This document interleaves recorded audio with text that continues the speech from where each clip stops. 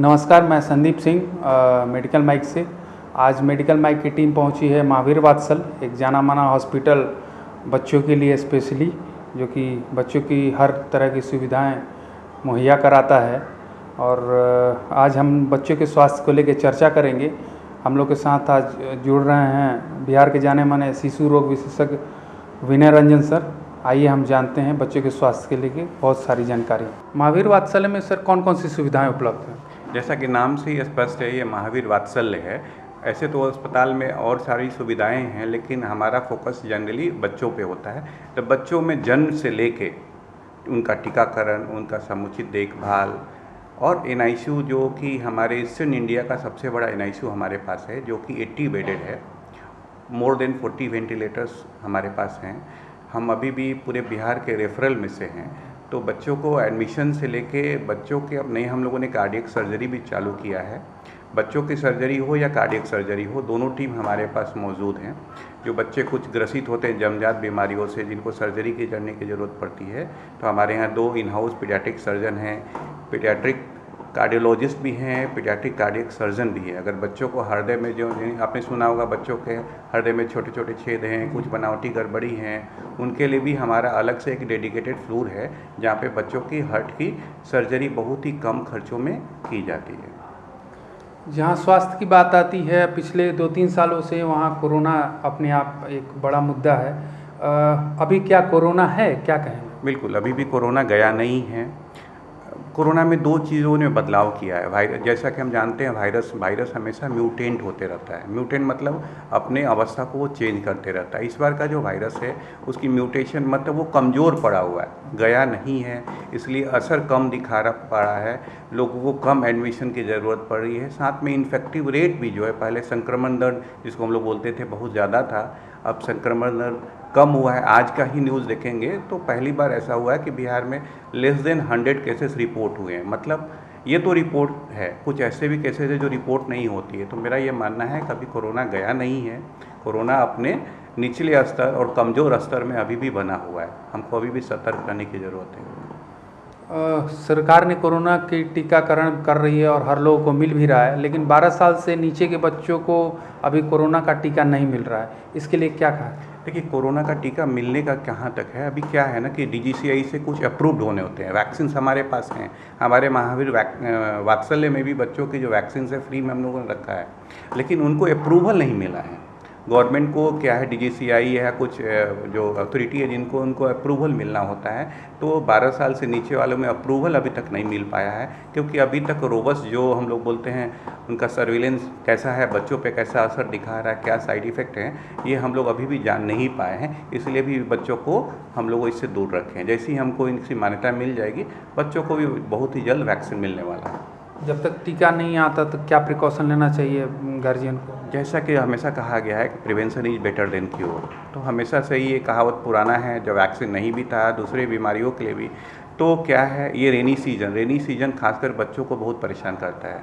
इस सीज़न में संक्रमण दर, खास करके diarrhoea, dysentery, typhoid, malaria, dengue और साथ साथ में कोरोना, ये का संक्रमण बहुत होता है। इसमें मेरा ये सलाह होता है कि इसमें आउटडोर एक्टिविटी को कम किया जाए, बच्चों को घर के अंदर ही ज़्यादा रखा जाए, इंडोर एक्टिविटी पे ध्यान दें।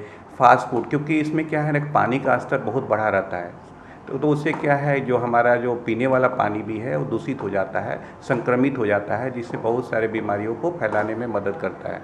तो हमको क्या है कि बाहर के फास्ट फूड हो, बाहर के खाने पे कम से कम ध्यान देना है, नहीं खाना है। घर का भी खाना खाना है तो ताज़े खाना है और फ्रेशली प्रिपेयर्ड हो। फलों की बात जहाँ तक की जाए, फलों को घर लाने के बाद उनको गर्म पानी से धो के ही, क्योंकि फल और सब्जियां हैं जो बाहर से आती हैं, जिन पर संक्रमण होने का खतरा ज़्यादा रहता है। तो पहले तो हैंड सैनिटाइजर, जो हम कोरोना में अच्छी तरह से हम लोग सीख ही गए हैं कि अच्छे से हाथ धोना है, फल और सब्जियों को भी अच्छे से धोकर ही खाना है, और बाहर की चीज़ों से बचाव करना है, कम से कम प्रयोग करना है। जैसा कि मौसम भी बदल रहा है और सर भी बता रहे हैं कि मौसम के प्रभाव से बच्चों को बचाना है, तो अभी बच्चों की तबीयत भी ख़राब हो रही है। मौसम के प्रभाव को कम करने के लिए क्या करें गार्जियन, बच्चों को कैसे रखें, रख रखाव के बारे में हम सर से जानना चाहेंगे। जैसा देखा कि अभी हमने बात की कि इस मौसम में खास करके कुछ डिजीज़ हैं जिनका प्रेवलेंस बहुत ज़्यादा होता है, जैसे कि टाइफाइड हो, हेपेटाइटिस हो, डेंगू हो, मलेरिया हो।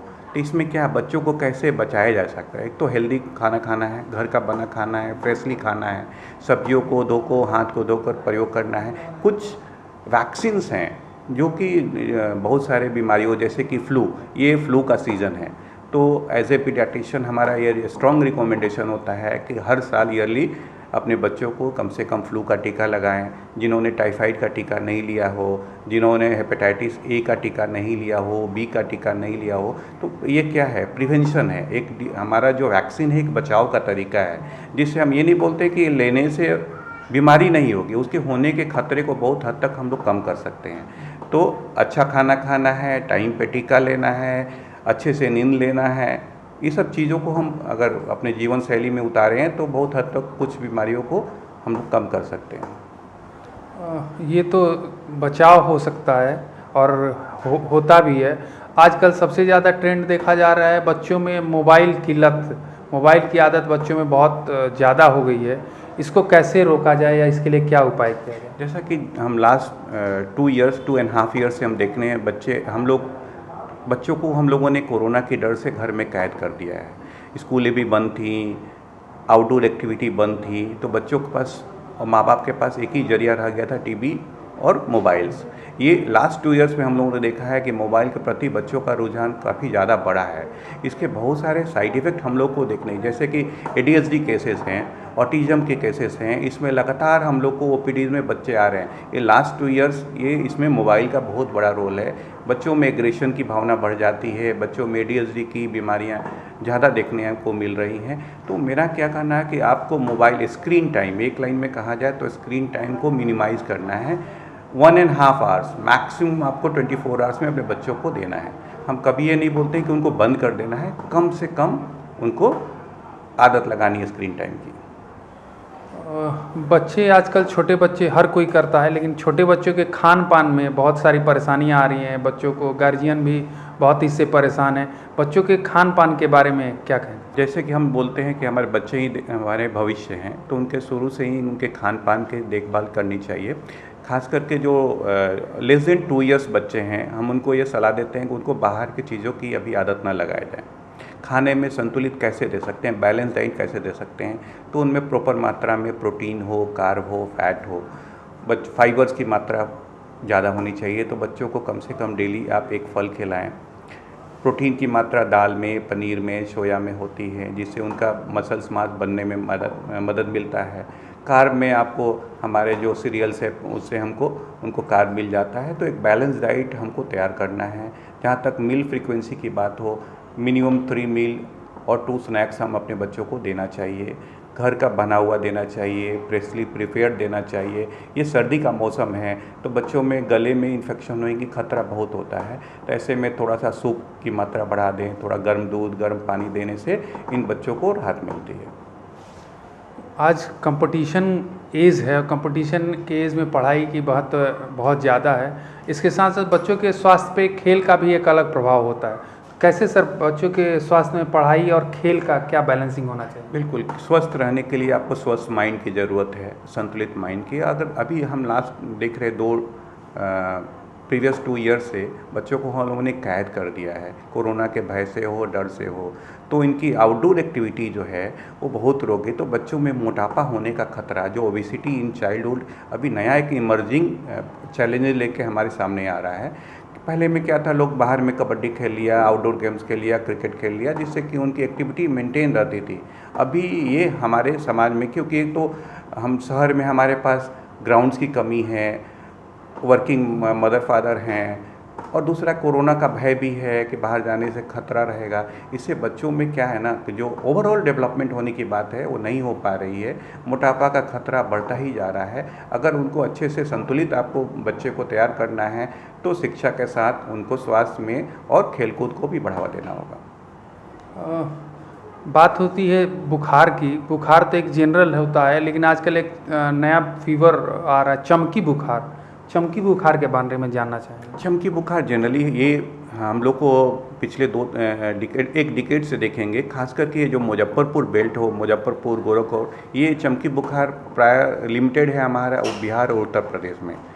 अभी तक इसका कॉज जो हम लोग को ढूंढ नहीं पाए, कभी कभी लीची को दोष दिया गया, कभी कभी हाइपोग्लाइसेमिया को दोष दिया गया, लेकिन अभी जो हमारी बेंगलोर के सीएमसी वेल्लोर की टीम आई थी, उन्होंने रिसर्च किया, वो पाया कि चमकी बुखार खासकर एक पार्टिकुलर बेल्ट हो, जिससे कि मुजफ्फरपुर को हमको फेमस है, हम लोग बोलते थे, मुजफ्फरपुर गोरखपुर बेल्ट में ज़्यादा है। इनका मुख्य कारण देखा गया वैसे बच्चे प्रभावित होते हैं जो लो सोशियो इकोनॉमिक ग्रुप के थे, जिनको रात के बच्चे खाना खा के नहीं सो रहे हैं, उनके शरीर में ग्लूकोज की मात्रा घट रही है और उनको ही ये चमकी बुखार ज़्यादा प्रभावित करता था। तो अभी ये बनाया गया, गवर्नमेंट का प्लान है कि कम से कम रात को हर बच्चे को बिना खाने नहीं सोने देना है, जिससे उनके शरीर में ग्लूकोज की मात्रा बनी रहे। बच्चों को सुबह उठा के देखना है, ताकि ये देखना है कि बच्चे कहीं चमकी से ग्रसित तो नहीं है। अभी अगर इस साल की बात कर रहे हैं तो चमकी बुखार की संख्या में काफ़ी कमी भी आई है। हम लोग सर से मेडिकल माइक की टीम के लिए शुभकामनाएं चाहेंगे। क्या शुभकामनाएं हैं सर की मेडिकल माइक टीम के लिए? हाँ, ये बहुत ही आपका अच्छा प्रयास है मेडिकल माइक की, क्योंकि आपके थ्रू आप एक क्या है, ये बात हमारे एक रूम तक ही रह सकती थी, आपके थोड़ा ये पूरे पब्लिक तक जाएगी। पब्लिक अवेयरनेस बहुत ज़रूरी है। पब्लिक अवेयरनेस आजकल क्या है, इसमें सोशल मीडिया का बहुत बड़ा रोल है। ये हमारा हम जो बोलते हैं, ये बात हमारे पब्लिक तक पहुंचना चाहिए, ताकि उसके बेनिफिट को लोगों तक पहुंचाया जा सकता है, बीमारियों पर रोकथाम किया जा सकता है, लोगों को जागरूक किया जा सकता है। तो बहुत ही इस मामले में आपका एक बहुत ही सराहनीय प्रयास है, एक संस्था के रूप में और एक सोशल मीडिया के रूप में, ताकि आप लोगों को जागरूक कर पाएँ। बहुत बहुत धन्यवाद विनय रंजन सर का हमसे जुड़ने के लिए। धन्यवाद।